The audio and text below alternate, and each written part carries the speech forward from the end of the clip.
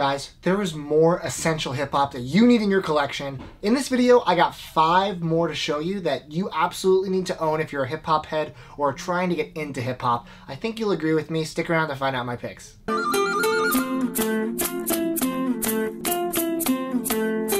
Let's jump right into it, shall we? Fugees' The Score.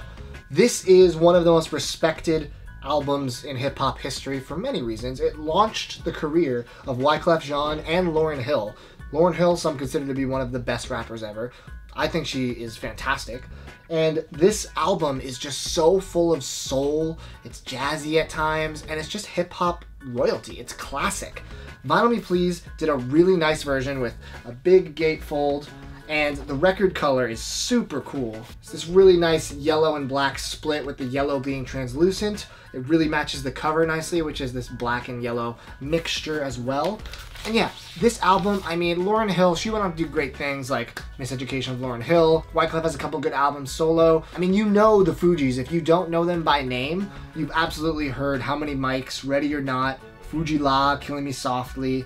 This is just such a good album, and I think that any hip-hop fan owes it to themselves to pick this one up. Vinyl Me Please also included a yellow translucent 7-inch with it that has Fuji La and Mista Mista on here, which was a nice touch. Second up, Mos Def and Talib Kweli are Black Star. Black Star, Chris was just talking to me actually before this video, and what'd you say? I said, why didn't you include it in the first one? And I was like, well, you know what? I'm including it in the second one. Good call. Black Star is just one of the best golden age hip-hop albums ever. Mos Def is at the top of his game, Talib as well, but this, with the two of them together, it's like hip-hop superheroes fused. It is just such a great album to kick back and listen to. The beats are great, the lyrics are great, the flows, everything about it. No one has anything bad to say about Black Star just because it's iconic, because of how good it was. It came out of nowhere, there was only one album, and apparently this year they're going to be releasing a second, which I just talked about in a recent video. I am incredibly excited for that. I don't know what to expect, but this is an original press of it. I'm really proud to own this, and it sounds really good. So definitely pick up this album if you don't own it, and you're a fan of either of these guys or just classic hip-hop. You knew I wouldn't talk essential hip-hop without talking my boy Kanye. This is my pick, and partially because it is the only Kanye record on vinyl that actually sounds good. The rest are all really poor masterings, which is a damn shame. I'm hoping that one day they realize how amazing his discography is and they remaster it into a box set, of which I will spend whatever it costs to buy. 808s and Heartbreak, they did an amazing job of it. Really huge, beautiful gatefold with a CD in the middle. The classic, this was the era of Kanye where he's wearing the tweed gray suits and the red heart lapels. This was just my favorite era of Kanye.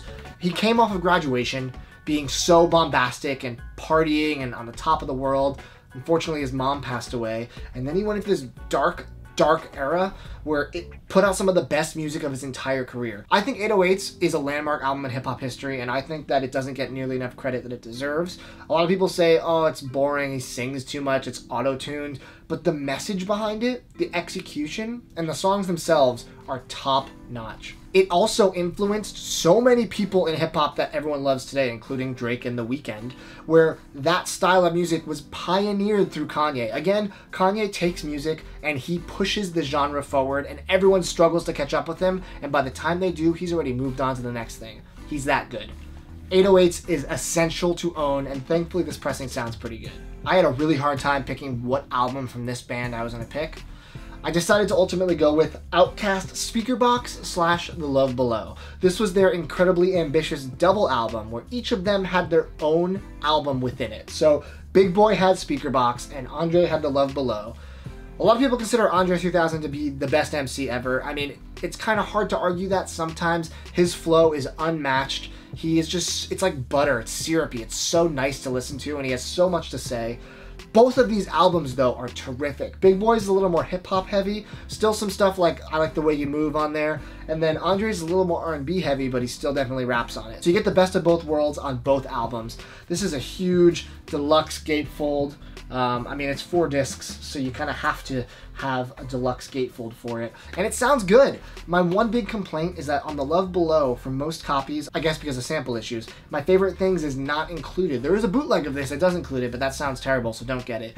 They did not put it on The Love Below, and that's one of my favorite tracks that he does. So that's a bummer. But the tracks on here that if you don't know, between both albums, you gotta hear Ghetto Music, The Way You Move, Bamboo is fantastic. Bowtie, and then of course Spread, Prototype, Roses. I mean, that was one of their biggest tracks ever.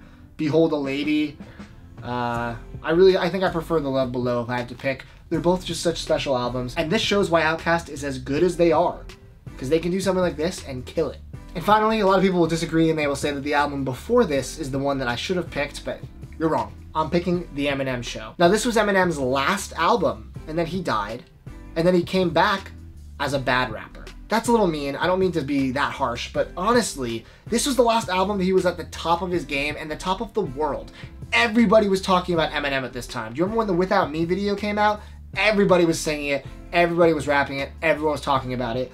And this whole album is incredibly consistent, and I love it because it's a blend of everything he's done up until this part. He does Slim Shady, he does Marshall Mathers, and he does the fusion of the two, which is Eminem. All throughout this album, you have goofy songs, you got intense songs, and some of my all-time favorite Eminem songs are on this album, including Till I Collapse, Business, Square Dance, Superman. This album, for me, was my first ever hip-hop album, so I'm really partial to it. It was the first album I ever learned lyrics to. Eminem's one of my favorite rappers. The first 3 albums in particular. After that, he was so hit or miss, mostly miss, that I'm really bummed that he didn't continue with such an amazing career, but few people could say they even come close to how good these first 3 albums are. So Eminem Show, I think, is essential. I think that it's the end of his amazing career, and what a fitting end it is. Those are 5 more essentials. There's obviously more I haven't mentioned. Do me a favor, leave me a comment, let me know what essential records you think every hip-hop person should own, coming from a perspective of records that actually sound good, because there's a bunch of records I own that sound terrible. I'm looking at you, most of my Wu-Tang Clan records. So let me know. If you like this video, please give it a thumbs up. Subscribe to this channel for more vinyl talk all the time. See you guys next video.